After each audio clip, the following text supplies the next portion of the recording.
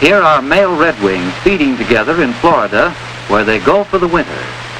There is not a single female in this flock.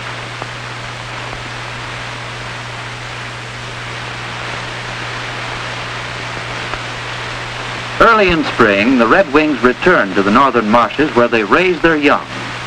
The males arrive long before the females. These flocks are a familiar sight during March and early April in most of the northern states and Canada.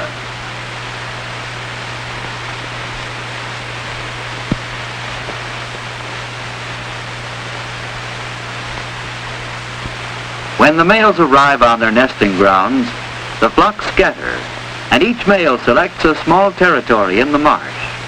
He drives the other males away and sings and displays his scarlet epaulets.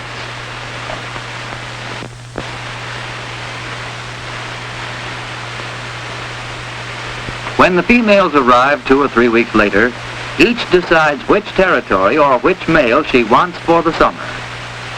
Females are easily distinguished from males by their streaked plumage and by their dull shoulders. Females do not sing like the males, though they have a number of sharp call notes.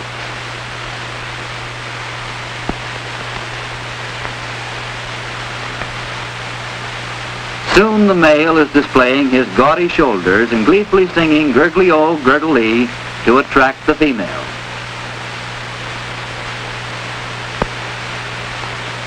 He becomes much excited whenever the female alights in his territory, performing in this manner for her benefit.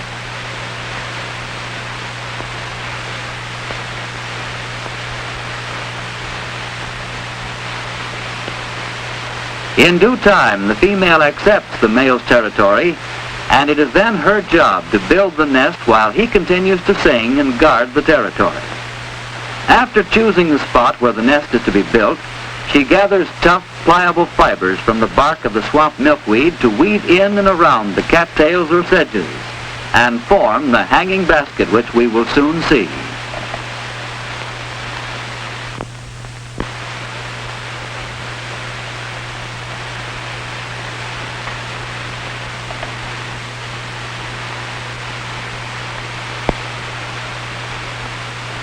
Whenever the male sings, the female quivers her wings or gives some other response as an outward expression of her inner excitement.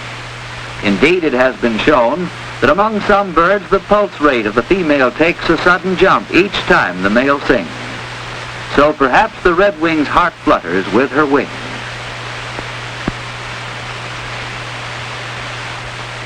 With the outer basket completed, the female redwing adds a plastering layer of mud or a decaying wet vegetation.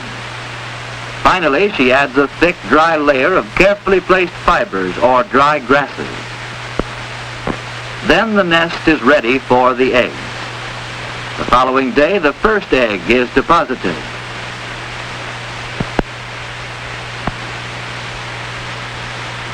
And each day at about the same time, another egg is laid until the normal clutch of 4 has been completed.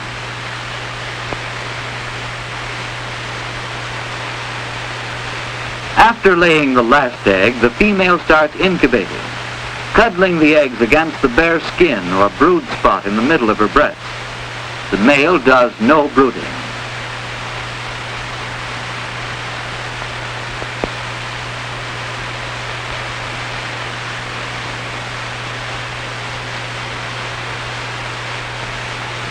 After 11 days of incubation, the eggs hatch, usually all on the same day, though one egg is sometimes delayed until the following day.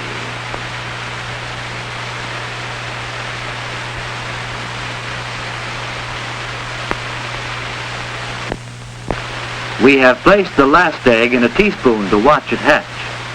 On the outside it looks nearly the same as when first laid, only a little duller.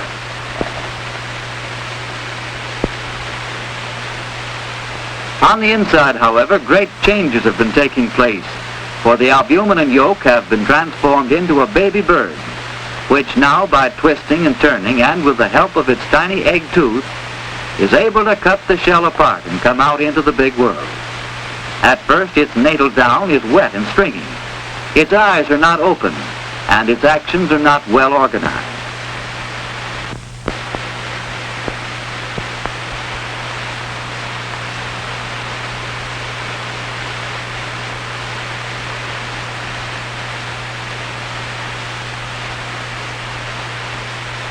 Very soon after the eggs are all hatched, the mother bird starts feeding the youngsters insects, which she finds around the marsh. From then on, feeding is an almost continuous process. She brings the insects in her bill and places them in the youngster's throat, touching the back of its tongue to get the right reaction.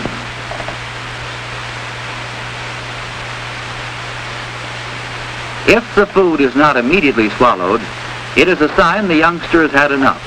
So she takes the food out of its mouth and gives it to the next one. She does not feed the little ones in regular rotation, but instead feeds the hungriest one first. That is the one with the longest neck and the widest mouth.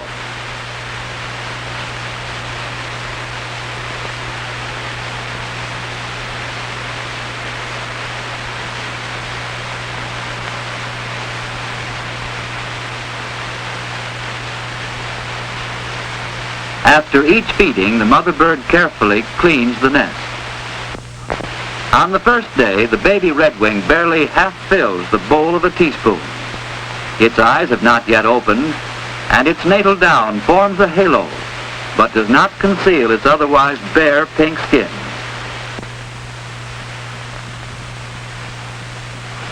By the second day, dark lines indicate where juvenile feathers will soon appear. The little fellow is not quite doubled in size.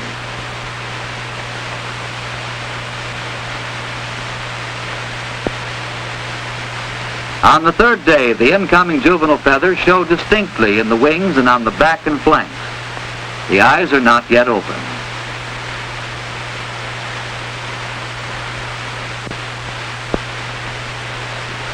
On the fifth day, the young redwing shows visible quills, but the feathers have not yet broken from their sheath.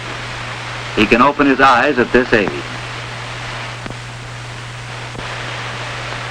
Between the fifth and seventh days, great changes take place in the general appearance of the young redwing.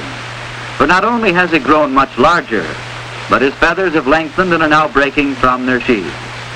His eyes are wide open and gaining a little expression.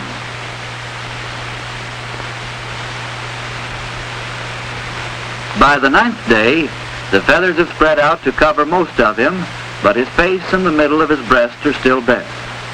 He has now nearly outgrown the teaspoon. His juvenile plumage shows he will resemble his mother rather than his father. On the 10th day, the little redwing's body is entirely covered by the overlapping of the feathers. Only his face with its large ear opening still lacks feathers. He can now fly short distances, and by the following day he is ready to leave the nest of his own accord.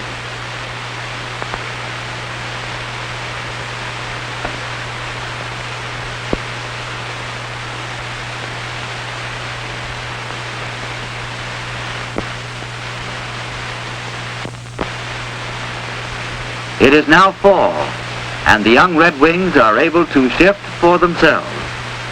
Gradually they gather into large flocks, roosting together in the marsh and stopping at upland fields to feed. During late summer, the morning and evening flights of blackbirds fill the landscape in parts of our country near the larger marshes, where they sometimes gather by the tens of thousands. In some places they are joined in their roosts by birds called starlings and grackles. These flights continue until October or even November, for these birds are always arriving from farther north and others leaving for the south. Before the snow flies, however, all have left the northern states and are once more divided into flocks of males and flocks of females in the rich feeding grounds near warm southern waters.